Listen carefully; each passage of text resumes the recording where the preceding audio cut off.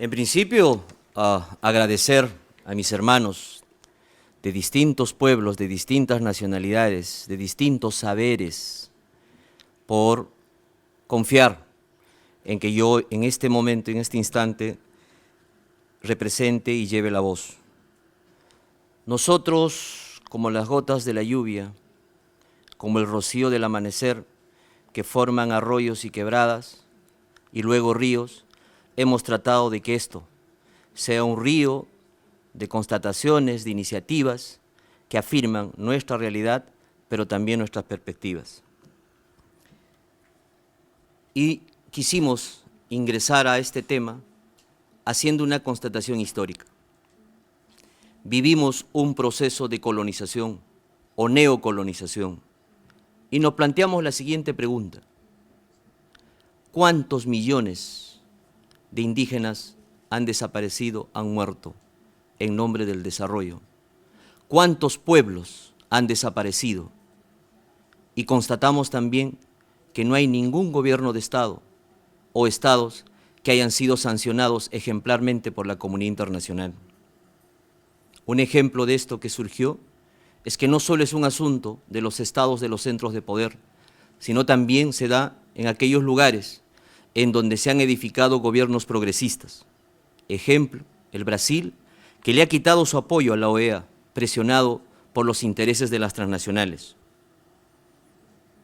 ¿Por qué las instituciones de la cooperación no hacen la incidencia en sus centros donde viven? ¿Por qué no se hace una incidencia también en el norte?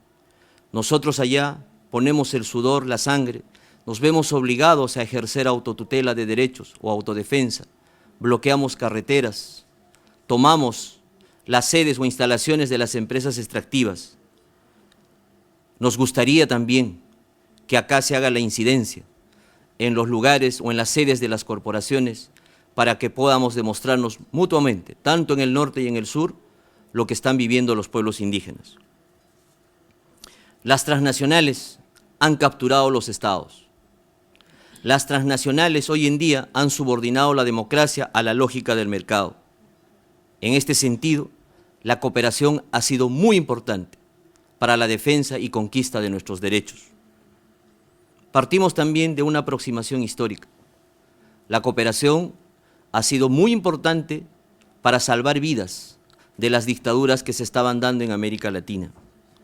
Han sido muy importantes para poder plantear procesos de democratización y reconocimiento de derechos económicos y sociales. Pero hoy es también importante y es vital porque ya no solo se trata de salvar una democracia, se trata de salvar a la madre tierra. Son claras las estrategias de los estados en sus políticas. Nosotros sufrimos militarización de los conflictos sociales, criminalización de las protestas, también cooptación, asimilación, etc.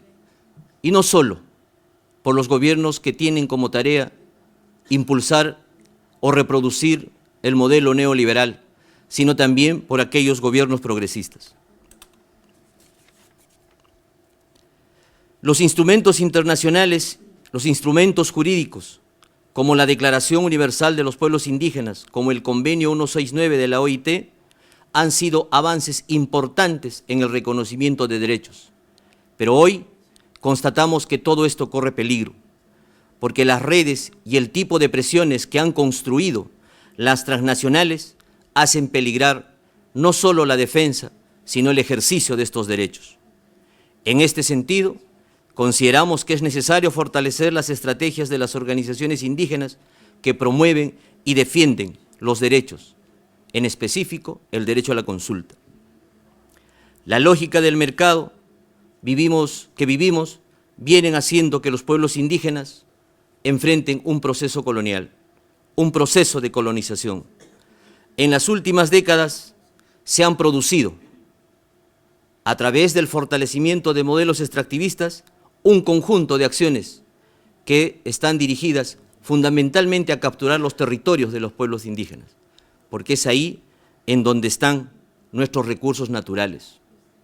Nos obligan a reubicar nuestros lugares sagrados, a destruir nuestros lugares sagrados. Y nació una reflexión en el grupo. ¿Qué pasaría si debajo del Vaticano encuentran oro? ¿Estarían dispuestos a destruirlo, a removerlo?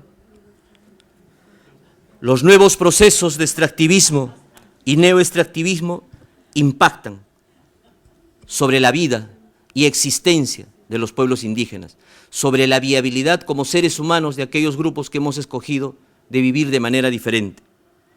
La intensificación de estos procesos productivos han generado crisis climática, consecuencias que en algunos casos son irreversibles.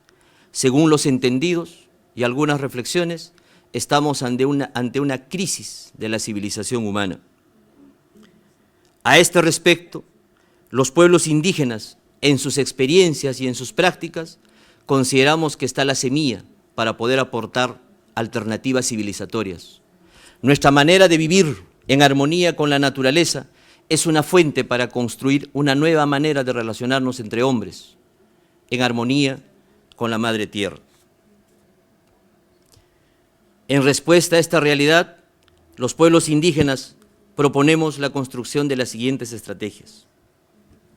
Que el MCI asuma en sus políticas de incidencia, articuladas con las partes del sur, el objetivo de cuestionar y vetar a las empresas transnacionales que tienen sedes en los centros de poder.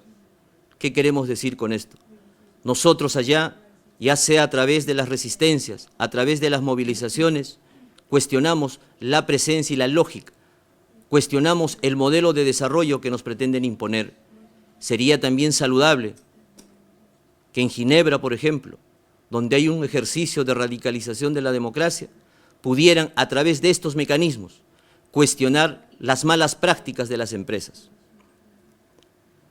Consideramos que el crecimiento económico de los países, que está basado en indicadores esencialmente económicos y otras, sean capaces de ver también otro tipo de indicadores, los indicadores socioculturales, el desarrollo humano, el respeto a la diversidad. Es fundamental en este sentido que se defienda el proceso de consulta, no solo como un asunto formal o procesal de ejercicio de un derecho, sino que también se respete el consentimiento, que se respete el derecho a decir no. Pero también queremos ser autocríticos. Somos parte de una crisis al interior del movimiento indígena, y esto tiene muchos orígenes. Seguramente gran parte es responsabilidad nuestra, pero también enfrentamos factores externos. Uno de ellos es la proliferación y la multiplicación de las formas organizativas, no solo creadas por nosotros, sino también determinadas por ciertas lógicas de cooperación.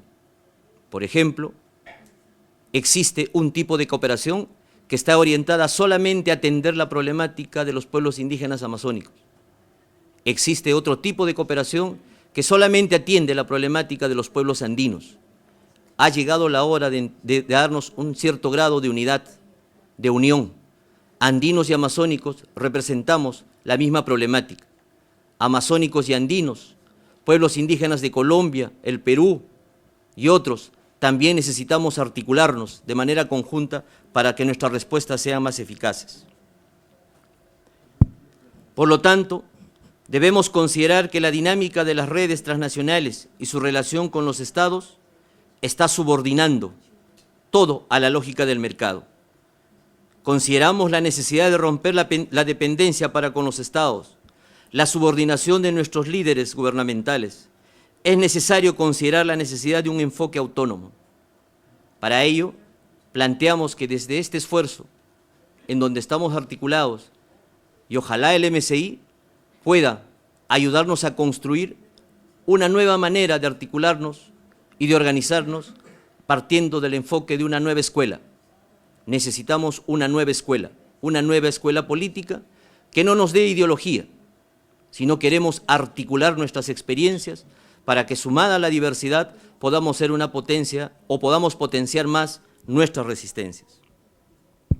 Esto implica el apoyo a los procesos y estrategias de los pueblos indígenas en el sentido de posibilitar posiciones autónomas en respuesta a los gobiernos. Por ejemplo, fortalecer el Traún Mapuche. Es una asamblea, o tiene una lógica de asamblea, donde no solo participa el hombre o el varón, sino también la mujer y los hijos. La importancia de la cooperación en apoyar a las comunidades, favoreciendo a la comunicación y articulación, haciendo la incidencia política necesaria. Respaldar las iniciativas que tienen como objetivo la construcción de políticas educativas capaces de responder a la necesidad de definir nuevas relaciones que superen la discriminación. La articulación del movimiento indígena a partir de sus propios matices culturales, de esta manera fortaleciendo sus luchas y sus resistencias. Recomendamos aún más todavía al MCI que promueva encuentros de articulación entre sus copartes del sur que nos permitan abordar temas importantes y definir estrategias articuladas. La cooperación, a lo largo de su implicación con los pueblos indígenas, ha logrado apoyar procesos fundamentales en defensa y conquista y reconocimiento en los estados nacionales. Mas la nueva configuración de las relaciones norte-sur, con las crisis económicas y sus consecuencias, están imponiendo nuevas condiciones para el trabajo de las instituciones de la cooperación como el MCI. De esta forma, las agencias financiadoras están cada vez más condicionando a los proyectos a una política de resultado, criterios que no siempre están adaptados a nuestras realidades. Decimos que a veces en los marcos lógicos de los proyectos es difícil contener la vida, es difícil explicar la diversidad. A veces la diversidad y la vida va más allá de los marcos lógicos de los proyectos, de los indicadores que impone o de los resultados que espera.